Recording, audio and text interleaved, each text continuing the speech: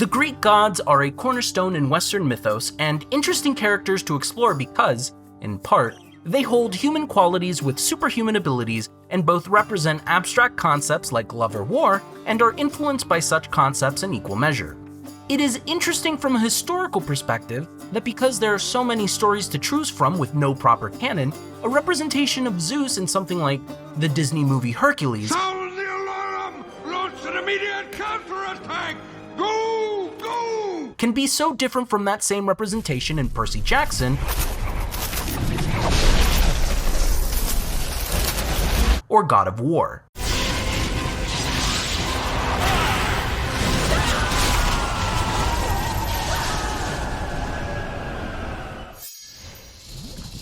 The liberties we have with this mythos are a strength for storytelling, and as such, media that use these characters can lean on a Western audience's preconceived notions of their subject's personality and move forward from there. Supergiant Games took advantage of these characters and created a beautiful story between our protagonist Zagreus and his father Hades, and the very intimate schism that has formed in their family as a result of Persephone's departure from the pits of Tartarus. The name of the game is Hades.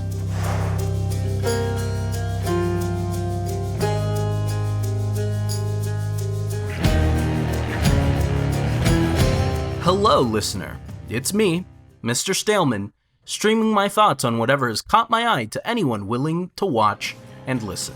Before I begin covering Hades proper, I'd like to take a moment to thank everyone for tuning in. Casting my thoughts this way has been a lot of fun, and I hope to continue this trend with your undying support. Don't touch that dial, listener. The program is about to begin.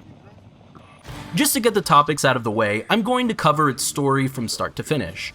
I'm going to cover its mechanical bits and how the roguelite elements help contextualize the persistence of Zagreus' resolve in fighting to get to the surface. I'm going to cover the characters, their designs, and the setting of the environment and music. I'm going to describe some of the issues I have with the game, mainly combat related. As I'm going through a deep cut of the game, I plan to spoil a number of elements of the game. If you don't want to sit through this all or be spoiled, that's okay. The video is long. Up front, this game is a masterclass in roguelite storytelling. Its presentation is superb, its characters are all memorable and lovable, its music can go from somber to righteous. Its combat is passable, enjoyable even, but rather simple. The enemies are a necessary evil in design. Having monsters that can clearly display what their attack patterns are all about to the player at a glance, over having more stylistic creatures. If you haven't bought this game yet, you really should. If the Greek god stuff isn't your jam, any of their other games are going to hit with you in one way or another. Pyre being the most difficult to get into for me at least, because ball play isn't really my thing. Let us descend to the pits of hell. The story of Hades stars our beautiful boy Zagreus, a god of an unknown domain whose father is the lord of the dead, Hades, and mother is assumed to be the goddess of night, Nyx. It is through Nyx that Zagreus discovers his true parentage, his mother Persephone living on the surface. Because Hades is an emotional wall and refuses to connect with his son on a meaningful level, Zagreus finds that there is no other choice for him to discover who he is and what he's capable of besides escaping hell and meeting his mother. Nyx coordinates with the Olympian gods, except Hephaestus, Apollo, and Hera, to offer Zagreus their boons of power and assist him on his ascent to the surface. He also receives assistance from Charon, the ferryman who is perfectly willing to provide the gods' boons on their behalf, provided you have coins to pay for it. If you're lucky, you might even meet Sisyphus, the king who tricked death into giving him extra time on Earth and, as punishment, is forced to roll a boulder up a hill every morning while being tormented by the Furies, only to have the boulder roll back to the starting point. Speaking of Furies, your first roadblock comes in the form of the Furies. Megara hinted at to be an old flame, Alecto a boiling cauldron of rage and anger, and Tisiphone, a murder lady. Defeating them sends Zagreus to Asphodel and through the rivers of Phlegethon, an area of Tartarus that has boiled over and houses the next roadblock, the Hydra. If you're lucky here, you'll find Eurydice, former muse to Orpheus and a damn good cook. Struggling beyond this zone sends us to Elysium, where warriors can treat combat as sport amidst the beautiful greens and blues of their surroundings. A downtrodden man sits sullenly at the feet of a statue to Achilles and bemoans being stuck in Elysium amidst the violent, hungry warriors around. And our roadblocks for this domain are Theseus, the slayer of the Minotaur, and Asterius, the Minotaur of said labyrinth. How surprising to see their tales reinterpreted as kindred spirits of combat, entertaining the dead for sport. Finally, we reach the Temple of Styx, the threshold of crossing, and find Cerberus at the gates, very willing to let Zagreus pass should he find satyr bits in the sewers of the area. It is highly unlikely that a player can make it to the end of their journey in one sitting, the boons of the gods lacking in power, Zagreus not yet empowered with the strength of his darkness, and lacking the necessary charms to ease one's burdens on their ascent. You are expected to repeat these tribulations over and over again, becoming well acquainted with the characters you meet on your journey, like Meg Sulking over there quite as much lately. You're doing, I hear. and Thanatos, I tend to those in less of a hurry to come here. or those that remain in the Palace of the Dead but assist you on your journey regardless, like Achilles, Nyx, and Skelly. You are expected to talk to those hub-exclusive characters like Dusa and Hypnos, as well as Cerberus and even your own father. You are expected to accrue strength and form bonds with the characters in your vicinity, as well as forge connections with the very gods of Olympus, providing you with strength to make your ascent. And it is through the countless hours spent toiling away to reach the surface that Zagreus finds himself in winter's embrace, a surface world experiencing a gentle snowfall, with his father the final roadblock. Zagreus walks into the snow and sees Hades standing at the end. They share words, and the two clash with one another. Despite Zagreus disliking his father up to this point for preventing him from seeing his mother, he is still his father's son. Even their deaths are similar. Hades pulled into the pits of Tartarus in the same pool of blood as Zagreus. The two clash and, hopefully, Hades is bested. Even here, he is incapable of showing vulnerability to his son, incapable of offering him the answer of why Persephone left or even show open affection for the only woman he's ever loved. Safe, boy. Bye. Zagreus leaves his father behind to see the sun rise on Greece in the mortal world. I made it. That thing. He walks further to see a verdant swath of fruits and vegetables and finds a lone woman tending to her gardens. He approaches the woman and introduces himself. The two share in each other's warmth and embrace in some of the most touching depictions of a mother and son in media I've experienced in my life thus far.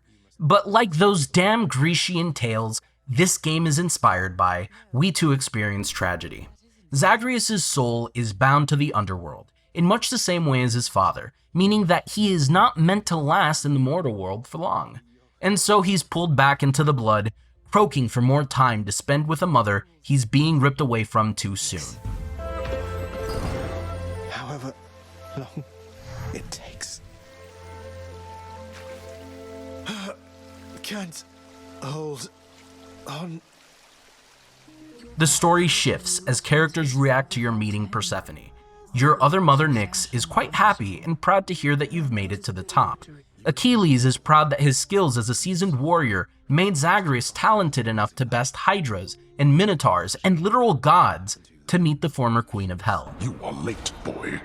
This turning point, the first ending, is the first main narrative roadblock presented to the player. Clearly, it was difficult to get to the surface just once. How many more times will Zagreus have to ascend to reconcile issues between his father and mother? How many fights will he have to get through to have another touching moment with a person he was truly ripped away from? This element of the story adds a weight to the roguelite cycle beyond the typical die and lose all of your stuff dynamic. Zagreus doesn't just lose the boons acquired across the run. He, as the character, and us as invested players, miss out on the chance to learn more about Persephone and interact with her in a meaningful way. This weight is personal, and it isn't until you've truly persisted over and over again that issues between Persephone and Hades are somewhat reconciled enough for her to hail Charon to ferry them back to Tartarus.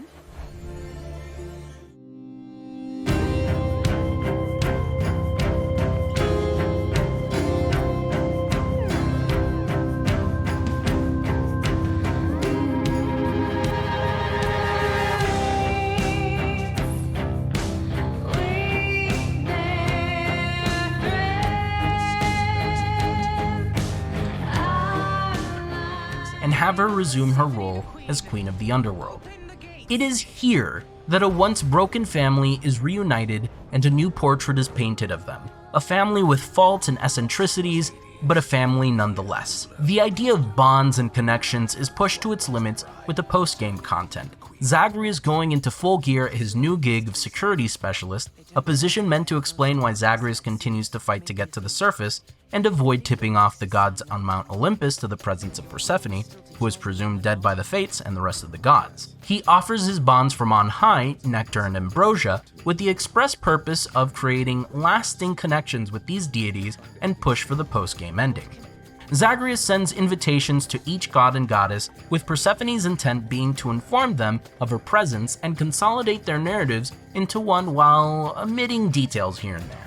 The final moments of the game is Hades being reintegrated into the family of gods and goddesses in a night of revelry, with the ending placard being Family Reunited. This is just the main narrative of the story, and I'm omitting bits of the retelling here and there. There are side stories to follow with Eurydice and Orpheus, the court musician and naive bard. There's the tension between Zagreus and Megara, as well as Thanatos, both potential love interests, who are conflicted about Zagreus' persistence with leaving Tartarus. A connection to dive deeper into between our mysterious forlorn warrior and our mentor Achilles.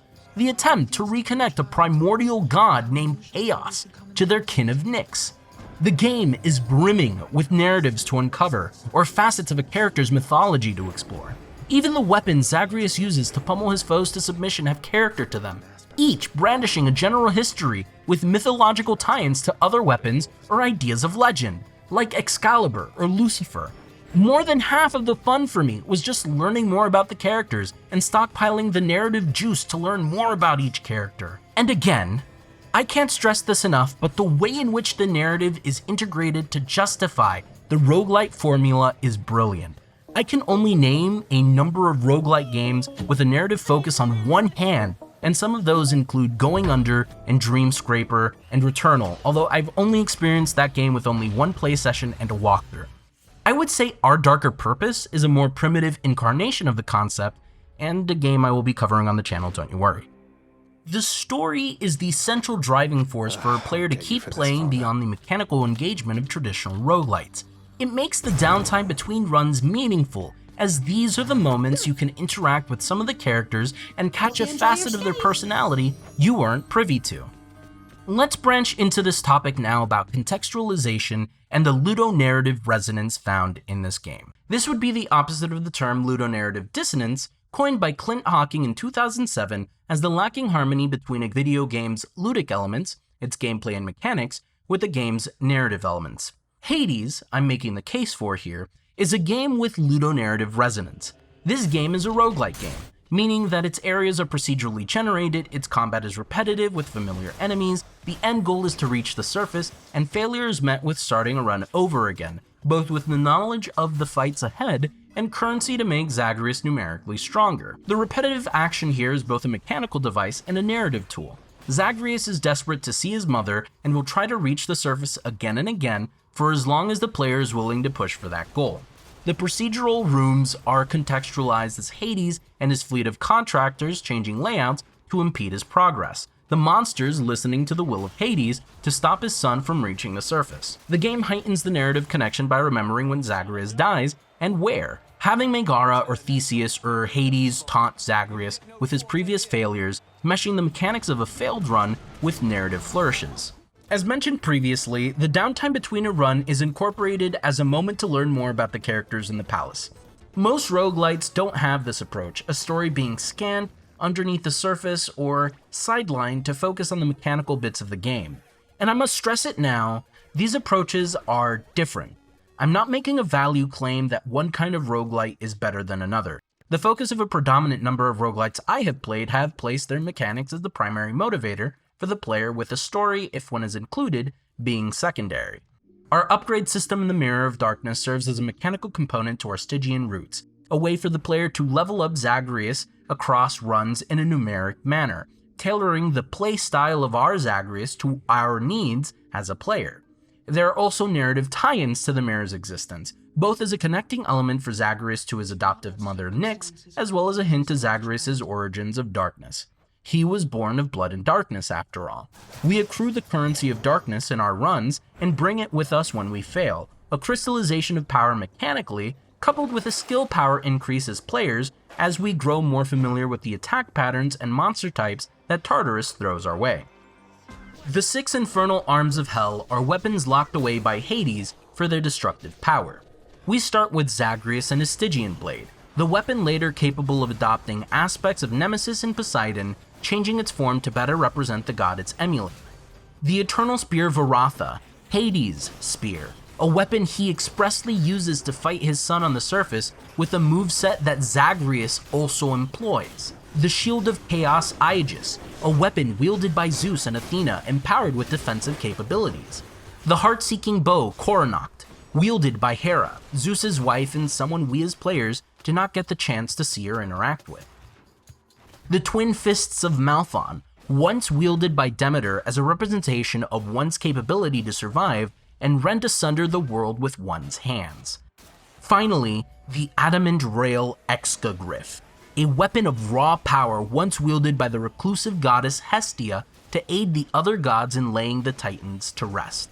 You're not just wielding a Bobo Dirt balsa wood sword or running around with a nameless gun. No, these weapons you use have a history that the gods of Olympus acknowledge when they see you with them. Some of the former owners will acknowledge their former ownership of the very weapons you use to ascend the underworld.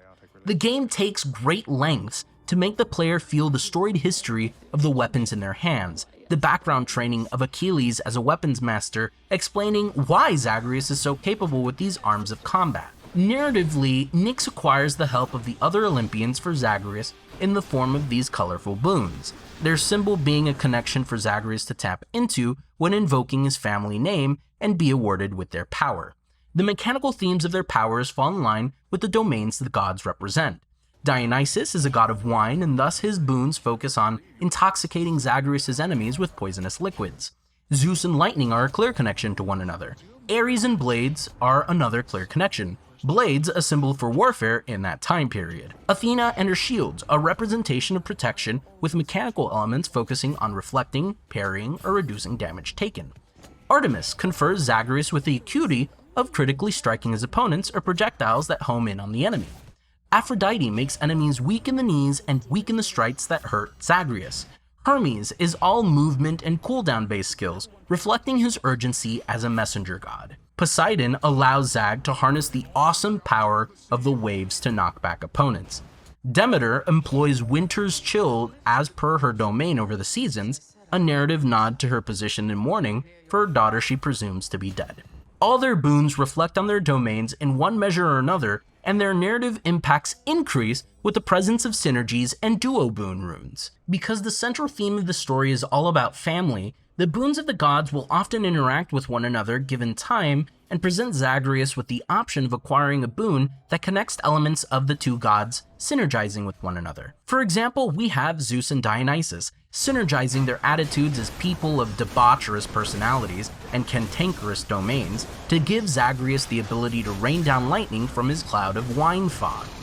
Or Ares and Athena and the two sides of war, the representation of violence and savagery, with the clinical and calculated cunning of a tactician viewing the battlefield as a chessboard. These boons are not just numeric buffs to damage, but a way for the gods to express their personalities to Zagreus and show their interactions between other gods. A more overt interaction between the gods comes in the duo boon rooms, where Zagreus must choose to acquire the strength of one boon over another. Typical of the gods in their fickle nature, the boon you leave behind causes the slighted deity to summon enemies empowered by their boons to attack Zagreus. A lesson for next time when the decision to choose one over another is presented to the player. And after the tantrum, the boon of the deity is still given to Zagreus. Again, the boons are not just upgrades changing the way Zagreus fights, but a representation of people and the feeling of being slighted, although petty, can be understood as a new cousin showing favoritism to one family member over another. Obols, being the main currency we collect in the game, can be covered rather quickly, but the opulence and treasures we collect have a little bit more meat behind them from a historical perspective. If you're unfamiliar with the history of either, obols were often used by the Greeks in that time period as payment for Charon the ferryman to carry one soul into the underworld. A lack of payment meant your soul would remain on the surface to languish for all of eternity. The amount of money that Karen makes with this business is even played for laughs when, looking at the arena you fight them in, gilded pillars and mounds upon mounds of obols from an eternity of ferrying the dead. The treasures and precious gems Zagreus can collect to liven up his hub world has a connection to the varying interpretations of Hades.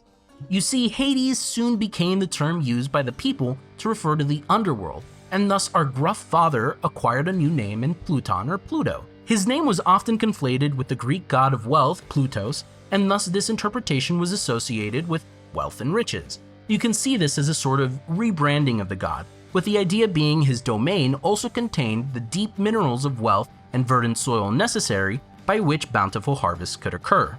And as a minor aside, it's interesting that Persephone or Kore, similar rebrand, is associated with spring and bountiful harvests, a domain shared by the king and queen of Hades, and that they sort of try to downplay Persephone getting stolen by Hades, with Zeus's permission, mind you, similar to the story we're given by this game, played off as the antagonizing force that keeps Gruff Dad from reconnecting with his family.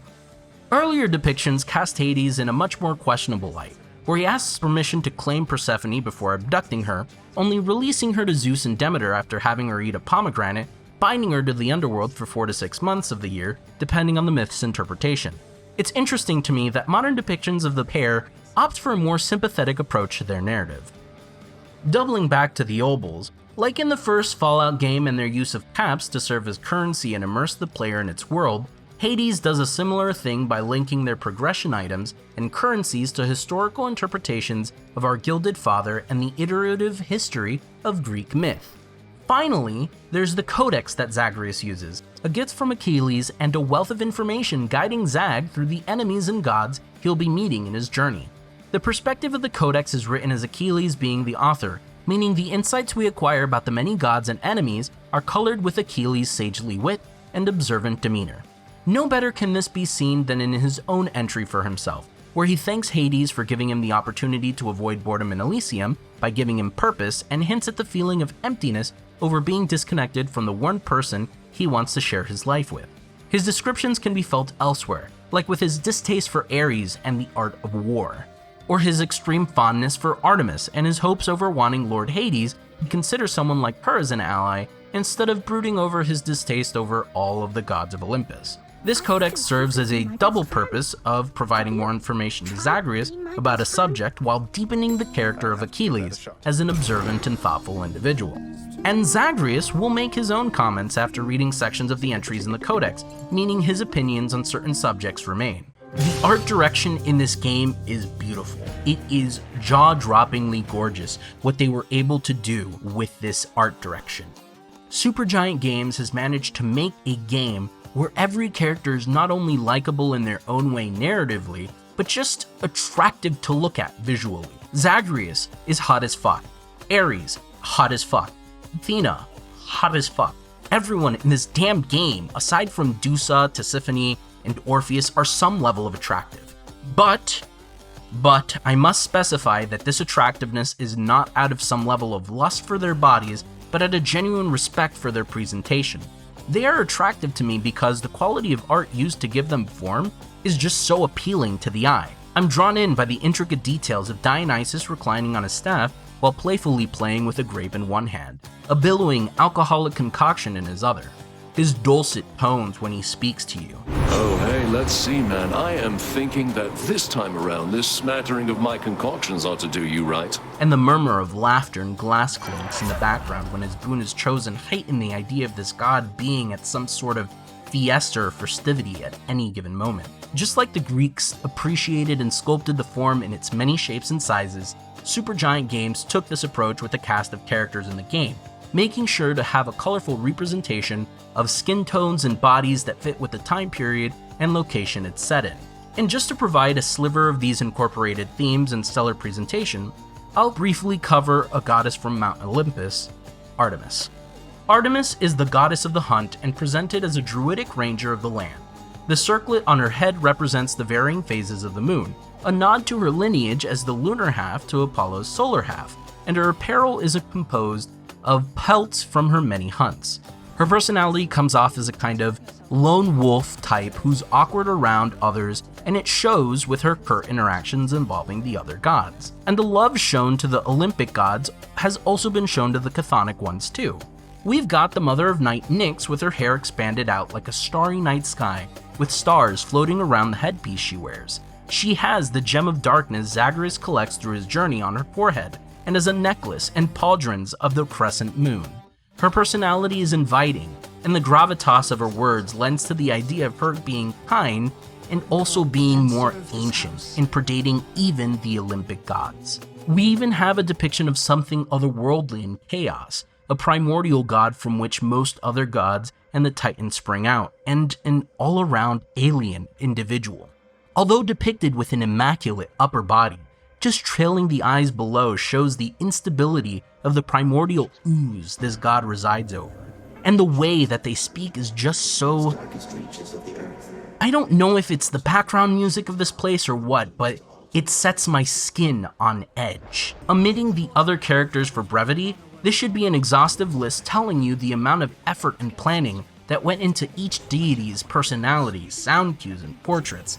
These little touches add a lot when looking at and enjoying the quality of the characters before you. Their depictions sell both the preconceived notion we have of gods and goddesses being these immaculate creatures beyond reproach, and they also ground their divinity to the domains us humans can understand. Concepts of night and hunting and the unknown are given corporeal form and thus an avenue for players to relate to them on a human level. Pulling back from the character art, we look at the landscape Zagreus adventures through. Most areas have a section where the camera pulls back and allows Zagreus to look down at the rumblings of the area and appreciate the scenery. We have Tartarus, the lowest level of the underworld and the most colorless and dreary of the locations. It's filled with this green hue cast off by the collection of dead that reside there, its architecture imposing, the very walls a prison keeping the dead and Zagreus locked up. Ascend a level and we reach Asphodel and the river Phlegethon and its lava waves. It wasn't always like this, but with Hades being kept at all times pressed to the work of sorting souls across his vast domain, the lava goes unchecked and the crags remain. Your method of movement from level to level are these boats capable of withstanding the heat of the lava. Everything is cast in orange and red hues, in obvious connection to the heat of the area, and the architecture here can be either the burnt remnants of a place once occupied by souls, or cave-like formations, either geysers venting hot steam, or outcroppings of cold volcanic rock. In Elysium, the setting is pleasant to the eyes, presenting an ethereal environment with a river of dreaming souls and grand architecture in commemoration to the warriors that have found glory on the surface, now capable of eternal and peaceful rest. The world is verdant, and the area holds my favorite monster in the game, these massive pink butterflies that slowly home in on Zagreus. Go further above and you find yourself at the mouth of hell, the Temple of Styx and its maze-like sewerways. In the background is architecture of the surface world and dead travelers who had the misfortune of stepping through the threshold into parts unknown. This place is infested and diseased, with its monsters and traps reflecting this. And then there's the surface world proper. A little detail that I love is that because it's snowing on the surface and Zagreus' feet are permanently on fire, there are trails of steam as he slowly walks up the path towards his mother's garden. These landscapes are a pleasure to play within, and the fact that you can sometimes take a moment when moving from one location to another to just sit and watch the world around you is one I greatly appreciate. And then there's the music. It's really good. All of the background music is good. It's been playing in the background throughout this whole video, but it's also contextualized narratively. To an extent anyway. Consider Orpheus, Bard of Lord Hades' court, perpetual sad sack, and an all-around genius of his craft. His story, if you're familiar with his tale, is similar to Zagreus. He descended into the underworld to acquire his muse from below, and was given permission to do so should he have held her hand without looking back. He lacked the trust and the confidence to believe he wasn't being tricked by the god, and under his last moments of hubris, he turned around to check if Eurydice was holding his hand at the mouth of the exit. Hades has always been depicted as a fair and contractual partner in one form or another, and Eurydice was behind Orpheus on his ascent from the underworld. She was sent back to her domain in the underworld, and he was left alone without his muse on the surface. Clearly he dies, and is contracted by the Lord of the Underworld to play songs in the court. This is where you can listen to renditions of each song that plays while you're fighting in the game, as well as songs sung in-universe by our boy, including a favorite of mine, Hymn to Zagreus.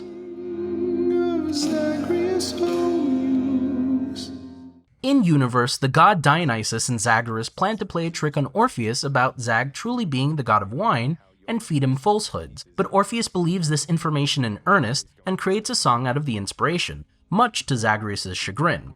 Eurydice, in addition, also sings her own songs in universe. The first time you meet her is this beautiful song called Good Riddance. It is at once an empowering melody talking about Eurydice finally being capable of doing what she likes without her earthly connections tying her down, and a rejection of Orpheus, refusing to be dwarfed in his shadow and properly miffed by his inability to save her. And she uses her time in the underworld to grow beyond all that, to grow beyond the fools and thieves that took her musical talents and crafted a legacy for themselves, comparing her burdens as a muse to Atlas holding the world. Honestly, a beautiful song with a lot of passion and meaning behind it. The music that isn't contextualized by the narrative is also good, don't get it twisted.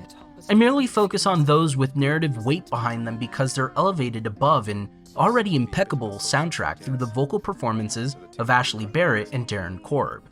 I can go on and on, but I feel like this would be a good jump-off point to cover the section of the game that everyone engages within, its combat. So the combat in Hades plays like a frantic action RPG. Zagreus dashes through the battlefield with weapon in hand and slices, bludgeons, and shoots his way through hordes upon hordes of enemies. Each weapon has a satisfying impact to them. Your standard sword slashes cutting down opponents with zeal, or the heavy thwack of your shield sending opponents flying. These basic attacks are enhanced by a weapon's special ability. For the spear, you throw the weapon like a javelin before recalling it back to you, or for something like the railgun, you launch a grenade into the air for your opponents to languish under. As an assumed god of blood, you have these blood casts, globules of blood that not only hurt the enemy, but make them susceptible to taking more damage and fall out of the enemy it infects after a time. These casts can change with the influence of a god's boon, mind you.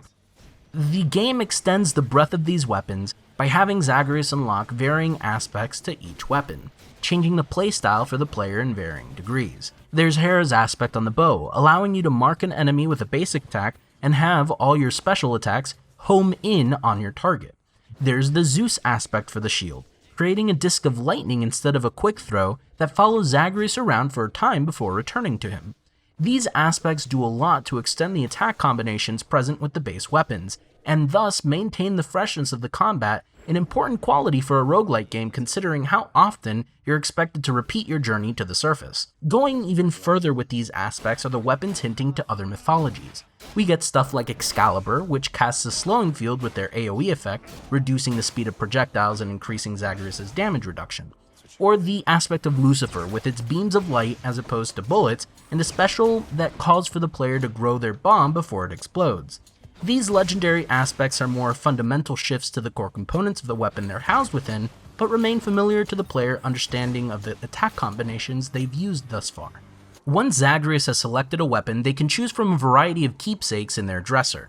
These keepsakes are passive benefits that either guarantee a boon from a particular god, along with an increased percentage chance to acquire rare quality boons from them, an extra life on top of the extra lives acquired from the mirror, a coin purse full of obols to give you a head start in purchasing items from Karen, a butterfly that permanently makes you more deadly for each room cleared without taking a hit, and so on. These are mechanical manifestations of your bonding time with the many characters of the game, an incentive for more introverted players to get out there and talk to people. This isn't even mentioning the chthonic dolls, gifts given to you by characters in the story when you've created incredibly deep bonds with them. They're summons to assist you in combat. Before the player goes out on their journey, if the Inferno Trials are unlocked, the player can add additional handicaps on their run, like new boss patterns and arenas in a given boss fight, or taking greatly increased damage from traps on given stages to unlock a bonus item upon clearing an area. These are the progression items Zagreus needs to collect, the diamonds and Titan's Blood and Ambrosia to unlock new aspects, upgrade weapons, and complete the relationship bar with the many denizens of the underworld in that order. Assessing all of this, Zagreus jumps out the window and out onto the courtyard of the palace. His game begins acquiring an initial boon from a god or a Daedalus hammer, a device used to unlock new functions on a given weapon, like increasing the number of times the shield will bounce, to shortening the range of your bow shot for increased damage at short range, to limiting the combo on your sword attacks to one swing, but have the swing be greatly empowered. Making your choice, enemies are summoned, you clear them out, and are given a door to go through with randomly generated loot to acquire at the end of clearing a room. You can acquire a pool of obols at the end of a fight, a max health pickup, a crystallized ball of darkness for the mirror upgrades, a palm of power to level up selected boons on your person, boons, bottles of nectar to connect with the denizens around you, treasures to purchase upgrades for your hub world, and keys to unlock the weapons, varying mirror upgrades that have been locked away, and sometimes chests in later stages of the game. Entering a given arena room has Zagreus fight standard enemies of that given area, or maybe repel a horde of constantly spawning enemies summoned at the behest of your father. Collect your reward, select a new stage, rinse, and repeat. Consider this a form of node-based exploration a la FTL or Slay the Spire, where the player is informed of opportunities and must decide on the optimal play given the situation the player finds themselves in. Given you have enough obols from a fight, you can visit Charon to buy upgrades or eat euros to heal yourself, because Zagreus does not regain HP from fight to fight. At least, not until you've unlocked an upgrade that gives him plus 3 HP each time he enters a new room. Or secret fountain chambers that can randomly spawn with a pickup and a font of healing without enemies to spoil the occasion. Aside from these fountains and the fountains found on intersections between one area to the next, Zagreus has to do a lot to avoid taking damage and be healthy enough to survive against the next arena, whatever the enemies may be. Luckily, Zagreus has the tools to quickly evade enemy attacks through his dash button, zipping from one side of the map to another with a few invincibility frames in between his start and end points. Given all of this and the heaps of praise I've offered to the game, I will be taking a moment now to talk about the weak links present in this combat. To begin, the combat is serviceable in short bursts and does a great job of maintaining the frenetic energy the developers are looking for, but maintaining that energy from start to finish while spamming the same few buttons leaves the hands fatigued and wanting. The aspects present an alteration in how the player will approach their playstyle, but the core gameplay style and loop remain. You spam your buttons to perform the more advanced charge slides and charged bow shots across the arena until you see the enemy flash to indicate that they're about to attack, and peel away from them with a quick dash before repeating the process. The boons merely add modifiers for damage and status effects by which to deal damage, or inhibit the enemies in some fashion. Zeus makes your attacks cast lightning bolts to peripheral characters. Ares has you mark enemies with a dot in the shape of a Damocles before it comes down on the enemy for a sizable chunk of damage. Hermes gives you an ability that increases the spammability of your basic and special actions by percentages.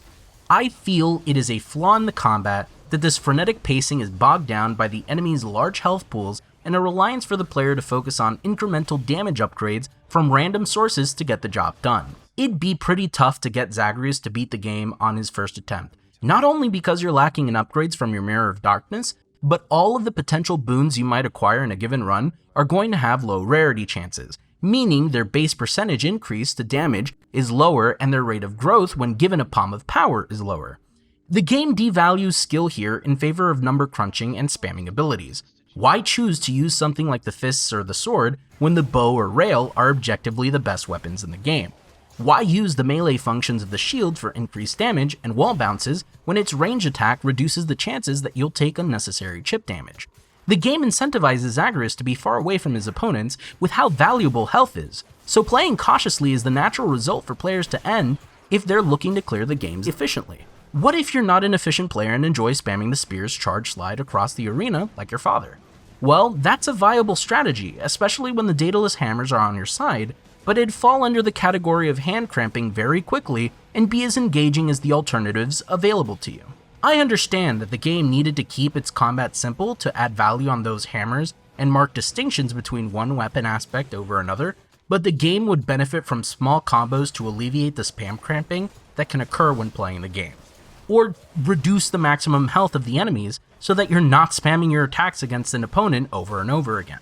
This issue is especially egregious with armored foes, who resist a percentage of damage taken from your attacks and generally require the player to spam target them with attacks over and over until the armor is gone. Or maybe you're lucky and acquire a hammer that gives your special or basic attack armor-piercing capabilities, and thus reduce the chances you'll get hit from a stray attack and clear out rooms faster. Or if you want to keep the health large and don't want to add combos, the gap between the player's damage to the enemy's health can be reduced. These are infernal arms, after all, weapons wielded by literal gods to fight against the Titans. Why can't my starting Stygian blade be a force to be reckoned with out of the box? If the combat is meant to be frenetic, it'd benefit from the player being able to rally health back when hurt, tying Zagreus' bled motif some more, and justify the use of melee options over ranged ones. Maybe attacks performed within an area around Zagreus allow him to rally, incentivizing the player to get in close to enemies with the capacity to heal in scenarios where they're more likely to get hurt, then spam the Y button from across the hall to save on precious health from one floor to another. And just before someone comes in and says that I should get good, I have. Most of the weapons I have are in some level of heat, with the highest being at Infernal level 17 on the marking bow. And I only went that far because I wanted to fight my father at full strength, and just to let you know, it was worth the effort. I'd go so far as to say that the issues I have with the combat on default difficulty are exacerbated further when the heat is dialed up, the trap damage being the most pernicious of them. Clearly, the combat is enjoyable the way it is, considering how much time I dedicated to the combat in the game, but it is only sufficiently enjoyable. And these improvements earned the be-all, end-all in the discussion because some players might like the way Hades handles combat more than I did, and would dislike some of the suggestions I've made. In my mind, I can't justify the clear gap that can be felt when the rarity of boons becomes such a big determining factor for how easy a given run is going to be. Yes, skill is important as well when carrying you from one arena to another, but no amount of skill can supplant the numerical disadvantage that comes from weaker tiered bonuses. It makes you more likely to take damage because your only alternative with inferior goods is to take more time to kill your opponent, and thus be at risk of getting hurt more often. Add more opponents with wide health gaps, and you're spending even more time avoiding making mistakes and dealing smaller amounts of damage. Not even mentioning armored enemies, mind you, just the basic ones. I understand why the game makes it difficult to ascend without incremental upgrades though, at least narratively. The game doesn't function narratively if Zagreus has enough power to ascend to the surface if a sufficiently skilled player is in command of the man. His journey, his growth, is represented in the incremental upgrades, in the learning of attack patterns, and acquisition of strengthened Olympian boons. The passage of time is equally important, having characters react to every achievement Zagreus acquires, unraveling the narrative snippets from one run to the next until the reward for completing or failing a run becomes the ability to see what's happening next in the palace. Personally, I feel it is plausible that a god with an infernal arm could make escaping the underworld a feasible affair even without the assistance of the Olympians, but then the central themes of connections' strength becomes moot. Zagreus requires no growth as a character if the combat suggests he really can handle the underworld's challenges by himself, without the help of the gods, or Nyx, or anyone else. It's a dilemma where I know the narrative utility for the way combat is used, but still wish it was a more engaging experience in its own right. Hades is a special game made by Supergiant Games, and one that I can easily recommend to anyone even slightly interested in the roguelite or action genres. It marries its narrative elements well with its world-building elements and combat mechanics. It presents the world in these lavish artistic spreads that makes the eyes ravish and devour the harmonious hues and pigments. It houses music that can be at once heart-thumping and head-banging to melancholic and empowering. It didn't earn its many awards out of an adherence to hype culture. It generally deserves all the praise it can get, even if there are minor imperfections in this otherwise flawless masterpiece of a game. Let's deal some death. Thank you for sticking around to the end, and I hope you understand these opinions are just that. Let me know your thoughts down below, listeners. This has been Mr. Staleman on emotionally unavailable gruff fathers defied by hot-headed, hot-footed Adonis, logging off.